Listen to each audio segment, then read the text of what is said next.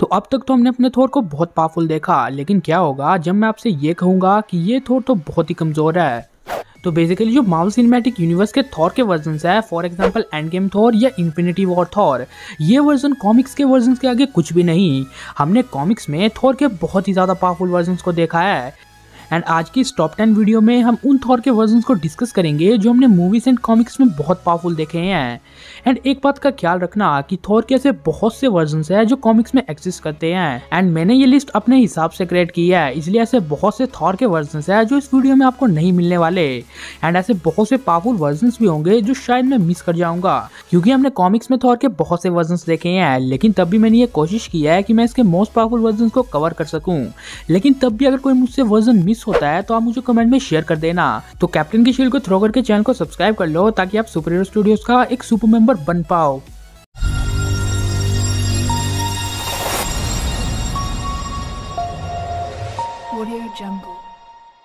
तो अब हम थॉर के वर्जन्स के बारे में डिस्कस कर लेते हैं। नंबर 10, माइटी थॉर जेन फॉस्टर।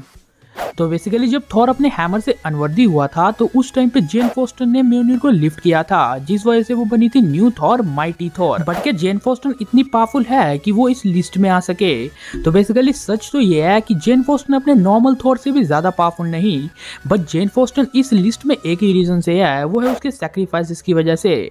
अब एक्चुअली में इस टाइम पे जेन फोस्टर कैंसर से भी लड़ रही थी, एंड म्योनिर के पास एक ऐसी एबिलिटी है जिससे वो अपनी होस्ट की बॉडी से वो सब चीजें बाहर निकाल देता है जो उसके होस्ट के लिए खतरनाक हो। एंड इसीलिए म्योनिर उन सब मेडिसिन को भी बाहर निकाल रहा था जो जेन फोस्टर के कैंसर को ठीक करने के लिए थी, जिस वजह से अगर जितनी बार जेन फोस्टर माइटी थॉर बनती है उतनी बार उसकी बीमारी और ज्यादा डीप होती जाएगी। लेकिन फिर भी वो बार बार माइटी थॉर बनी क्योंकि उसे यूनिवर्स को बचाना था, एंड उसके यही सब सैक्रिफाइसेस उसे म्योनिर के लिए वर्दी एंड इस लिस्ट के लिए भी वर्दी बनाते हैं। Number 9, the ultimate Thor. तो एक अल्टरनेट यूनिवर्स में एक साइंटिस्ट था जिसका नाम था थॉरलिव गोल्डमैन, लेकिन एक दिन उसे ऐसा फील होता है कि शायद वो एक नॉर्स गॉड का पुनर्जन्म है, यानी थॉर का। लेकिन जब वो अपनी ये बात पूरे लोगों के सामने रखता है तो वो सब लोग उसे पागल घोषित कर लेते हैं एंड मेंटल असाइलम में उसे भेज देते हैं। लेकिन बाद में ये कंफर्म हो जाता है कि एक्चुअली में बंदा सच बोल रहा था और ये थॉर का ही पुनर्जन्म है। एंड इसके बाद इसे एक हैमर भी दिया जाता है, जो हैमर एग्जैक्टली लग रहा था स्टॉर्म ब्रेकर की तरह, वही स्टॉर्म ब्रेकर जो हमने मूवीज में भी देखा। एंड देन कुछ टाइम बाद ये इस यूनिवर्स के अवेंजर्स को ज्वाइन कर लेता है, जिन अवेंजर्स का नाम इस यूनिवर्स में अवेंजर्स नहीं बल्कि द अल्टीमेट्स होता है। तो अब हम अपने नेक्स्ट थॉर की बात करते हैं। Number 8, venom Thor.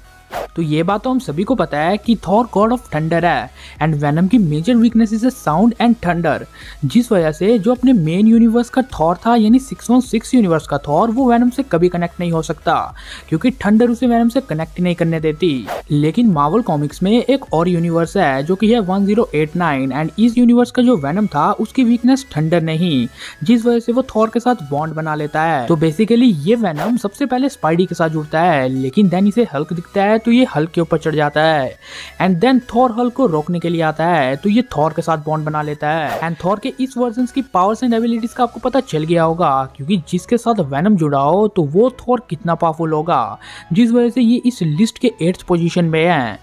Number 7, infinity war Thor. तो थॉर के इस वर्जन से हम सब लोग फैमिलियर है, एंड थॉर का ये वाला वर्जन कोई कॉमिक्स का नहीं बल्कि मूवीज का ही वर्जन है। तो अवेंजर्स इन्फिनिटी वॉर मूवी में थॉर ने थैनोस को रोकने के लिए एक बहुत पावरफुल वेपन बनाना था, जिस वजह से उसने बनाया storm breaker. And storm breaker वही वेपन है जो आउटराइडर्स का ये हाल कर सकता है। इसके ऊपर इसने थैनोस शायद शिप को भी डिस्ट्रॉय किया, इसके ऊपर 6 इन्फिनिटी स्टोन के रेडिएशन को डिफेंड किया एंड थैनोस को ब्लीड कर दिया। एंड इन सब बातों से अलग स्टॉर्म ब्रेकर बायफोस्ट को समन कर सकता है, एंड हमें ये बात पता है कि अगर बायफोस्ट एक प्लैनेट पे ज्यादा देर तक खुला रहे तो पूरा प्लैनेट डिस्ट्रॉय हो जाए। एंड यही सब बातें इस थॉर को इतना पावरफुल करती है। लेकिन आप में से बहुत से लोगों का डाउट होगा कि इन्फिनिटी वॉर जैसा पावरफुल थॉर इतना नीचे कैसे है। लेकिन आप ये सोचो कि अगर ये थॉर इतना नीचे है तो ऊपर कैसे कैसे थॉर आपको दिखने वाले हैं। इसलिए मैंने वीडियो के शुरू में बोला था कि मूवीज में तो हमें इसके बहुत ही कमजोर वर्जन देखने को मिले हैं, कॉमिक्स की तो बात ही अलग है। नंबर 6, माइटी थॉर या तो क्लासिक थॉर। तो बेसिकली मैंने इस पोजीशन में एक्चुअली में थॉर के 2 वर्जन्स को ऐड कर लिया है।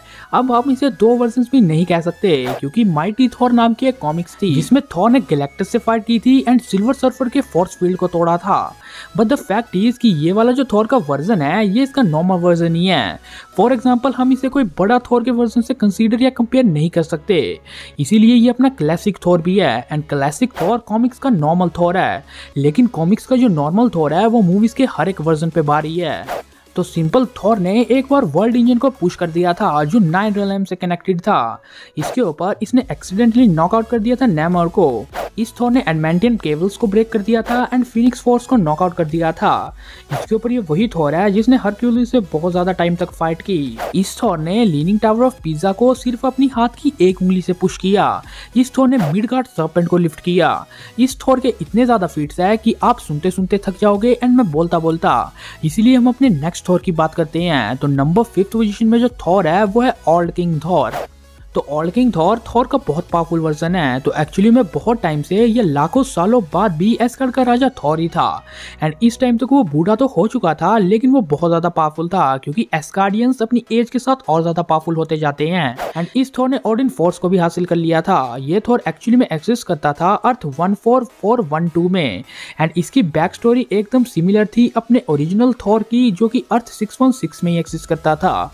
इस थॉर की पावर्स का अंदाजा आप इसी बात से लगा सकते हो कि इसने गैलेक्टस से फाइट की थी एंड इसने अपनी स्ट्रेंथ से गैलेक्टस के एक फिंगर को ब्रेक कर दिया था।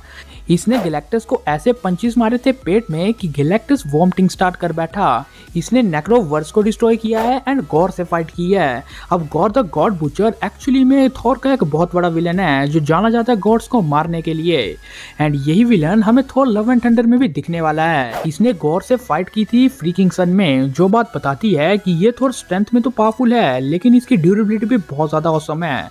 इस थॉर को एक बार मून में पटका गया लेकिन इसकी पावर से मून ही टूट गया लेकिन इसे ज्यादा कुछ फर्क नहीं पड़ा एंड लास्ट एंड फाइनल बात कि इसने गॉड द गॉड बुचर को डिफीट कर दिया एंड इतने ज्यादा पावरफुल सुपर विलन को डिफीट करने की वजह से ओल्ड किंग थॉर इस पोजीशन में इतना ज्यादा आगे है। Number 4 नेक्रो king Thor.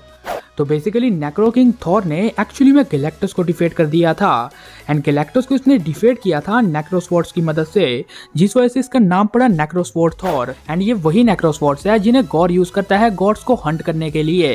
अब गॉड द गॉड बुचर का काम ही यही है कि वो गॉड्स को हंट करता है एंड इतना ज्यादा पावरफुल सुपर विलन कितना ज्यादा पावरफुल वेपन ऑन करता होगा एंड थॉर ने गॉड के इसी ऑसम वेपन यानी नेक्रोस्वॉर्ड्स की मदद से गैलेक्टस को डिफीट कर दिया एंड गैलेक्टस को डिफीट करने वाला फीट ही इस थॉर को इतना ऊपर करता है क्योंकि गैलेक्टस खुद में ही एक बहुत पावरफुल कॉस्मिक आइडेंटिटी है जिसे प्लैनेट ईटर भी कहा जाता है। तो अब हम थॉर के टॉप 3 स्पॉट्स की ओर आ चुके हैं एंड टॉप 3 स्पॉट्स में जो थॉर है वो थॉर के मोस्ट पावरफुल वर्जन्स हैं। बट मैं आपको एक बार फिर से याद दिला दूं कि एक्चुअली में इस लिस्ट में मैंने अपने हिसाब से थॉर्स को ऐड किया एंड इसके अलावा भी बहुत से ऐसे थॉर्स हैं जो बहुत ज्यादा पावरफुल है। तो यस मैं फिर से कहूंगा कि अगर मैं कोई बड़े थॉर के वर्जन को मिस कर रहा हूं तो आप हमें कमेंट में शेयर कर देना एंड अपनी पर्सनल लिस्ट भी हमें कमेंट में जरूर से जरूर शेयर करना। तो अब बढ़ते हैं अपने टॉप 3 स्पॉट्स की ओर। Number 3 cosmic king Thor. तो थॉर का ये वर्जन अब तक का उसका तीसरा सबसे ज्यादा पावरफुल वर्जन है एंड इसके नाम से ये पता चल रहा है कि इसके पास कॉस्मिक पावर होंगी लेकिन वो पावर उसे मिली थी गैलेक्टस से। अब गैलेक्टस ने थॉर को पावर इसीलिए दी थी क्योंकि उन्होंने एक multiversal level identity black winter को हराना था एंड ब्लैक विंटर को हराने के लिए गैलेक्टस काफी नहीं था इसलिए उसको थॉर को कॉस्मिक पावर देनी पड़ी। अब कॉस्मिक किंग थॉर को एक और बात खास बनाती है कि इसके पास सिर्फ कॉस्मिक पावर्स ही नहीं बल्कि ओडिन फोर्स का भी एक्सेस है। इसके ऊपर जब इसने बैटर रेविल को एक पंच टिकाया था तो वो दूसरे प्लेनेट पे जाके मिला एंड जब Galactus and Thor black winter से लड़ने जाते हैं तो उसी बीच गैलेक्टस और थॉर की अनबन हो जाती है एंड थॉर को ये बात पता चल जाती है कि एक्चुअली में गैलेक्टस उसे यूज कर रहा है ब्लैक विंटर को मारने में। लेकिन थॉर को ये बात जैसे ही पता चलती है तो थॉर गैलेक्टस पे एक जोरदार लाइटनिंग स्ट्राइक मारता है जिस वजह से गैलेक्टस की सारी पावर ही चल जाती है एंड गैलेक्टस कोई भी मूव ट्राई करने की कोशिश करता है तो उससे वो मूव होता ही नहीं एंड देन थॉर एक और पावरफुल लाइटनिंग स्ट्राइक मारता है एंड गैलेक्टस को मार देता है। मतलब कॉस्मिक किंग थॉर ने गैलेक्टस को मार दिया। तो बहुत से लोग कहेंगे कि इसमें क्या खास बात है, ओल्ड किंग थॉर ने भी ऐसा किया, इन दोनों थॉर्स ने ऐसा किया है तो इन दोनों को एक पोजीशन में होना चाहिए। बट द फैक्ट इज कि इसके बाद कॉस्मिक किंग थॉर ने ब्लैक विंटर को भी मार दिया अब ब्लैक विंटर एक्चुअली में एक मल्टीवर्सल लेवल आइडेंटिटी है, जिस वजह से अगर कॉस्मिक किंग थॉर एक मल्टीवर्सल लेवल आइडेंटिटी को मार सकता है तो वो कितना ज्यादा पावरफुल है। तो कॉस्मिक पावर्स को पाना, ओडिन फोर्स का यूज करना, गैलेक्टस को मारना और ब्लैक विंटर को डिस्ट्रॉय करना, ये सब बातें प्रूव करती है कि आखिरकार कॉस्मिक किंग थॉर के थर्ड मोस्ट पावरफुल वर्जन कैसे है। Number 2, Phoenix king Thor. अब ये ऑल किंग थॉर का ही एक वर्जन है जिसने फीनिक्स फोर्स के साथ बॉन्ड बनाया। क्यों? क्योंकि उन्होंने डॉक्टर डूम को रोकना था। एंड डॉक्टर डूम के बारे में तो आप सब लोग जानते ही होंगे कि वो कितना पॉपुलर एंड पावरफुल विलन है। लेकिन यहाँ पे सिर्फ उन्हें डॉक्टर डूम को ही नहीं रोकना था। एक्चुअली में डॉक्टर डूम इस समय 4 पावर्स को कंट्रोल कर रहा था, जिसमें पहला आता है स्टार ब्रांड, जो एक्चुअली में एक ऐसा कैरेक्टर है जिसकी पावर डिपेंड करती है उसके ऑनर के विल पावर पर।